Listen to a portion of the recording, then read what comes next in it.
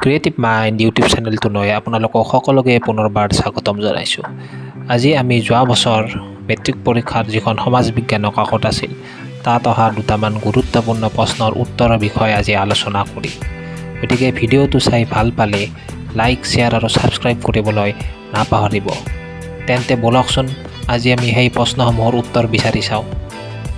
আজি বিগত 2 বছৰ ধৰি সমাজ বিজ্ঞানৰ প্ৰশ্নসমূহ কিছু জটিল অহা দেখিবলৈ পোৱা যায় আৰু যাৰ কাৰণে ল'ৰা ছোৱালীসকলৰ পৰীক্ষাত নম্বৰ বেছি ভাল বহুতৰে নাহে। ইয়াৰ কাৰণ হ'ল তেওঁলোকে মুখস্থ কৰি অকল অনুশীলনী প্ৰশ্নবোৰ চাই যায়, পাঠটো বুজিবলৈ চেষ্টা নকৰে।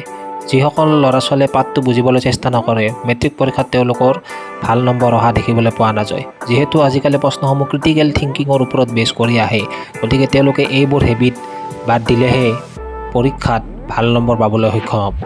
এতিয়া ব'লা আমি প্ৰশ্নসমূহৰ এনচাৰসমূহ বিচাৰি চাওঁ। এতিয়া যোৱাবাৰ মেট্ৰিক পৰীক্ষাত অহা এটা প্ৰশ্ন আছিল যে 10ম শ্ৰেণীৰ এগৰাকী ছাত্ৰীয়ে সমাজ বিজ্ঞানত অসমত 1857 চনৰ বিদ্ৰোহৰ বিফলতাৰ বিষয়ে পঢ়ি ইমানে আৱেগিক হৈ পৰিল যে তাই এখন নাটক লিখিলে সফল মণিৰাম দেৱান। এতিয়া এই নামটোৰ ওপৰত তাৰ মতামত দিব দিছিল।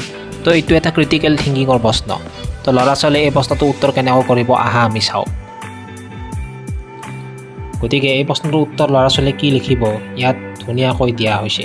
গতিকে এইটো যিটো উত্তৰ দিয়া হৈছে এই উত্তৰটো কিতাপৰ ভিতৰৰ পৰা বিচাৰি উলিয়াইহে দিয়া হৈছে। গতিকে ল'ৰা ছোৱালীয়ে এনে প্ৰশ্নৰ উত্তৰ কেতিয়া কৰিব পাৰিব, যেতিয়া তেওঁলোকে কিতাপখন ভালদৰে পঢ়িব। গতিকে তেওঁলোকে ভিডিঅ'টো পজ কৰি ইয়াৰ এনচাৰটো দৰকাৰ হ'লে লিখি ল'ব পাৰিব।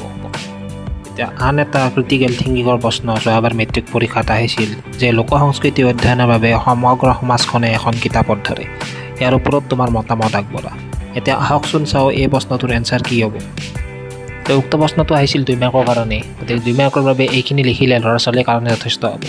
গতিকে যিসকল ল'ৰা ছোৱালীয়ে কিতাপখন ভালদৰে পঢ়িব তেওঁলোকে এইবোৰ প্ৰশ্নৰ উত্তৰ ভালদৰে কৰিব পাৰিব। গতিকে আজিলৈ ইমানেই। ভিডিঅ'টো চাই যদি ভাল পাইছে তেনেহ'লে লাইক, শ্বেয়াৰ আৰু ছাবস্ক্ৰাইব কৰিবলৈ নাপাহৰিব।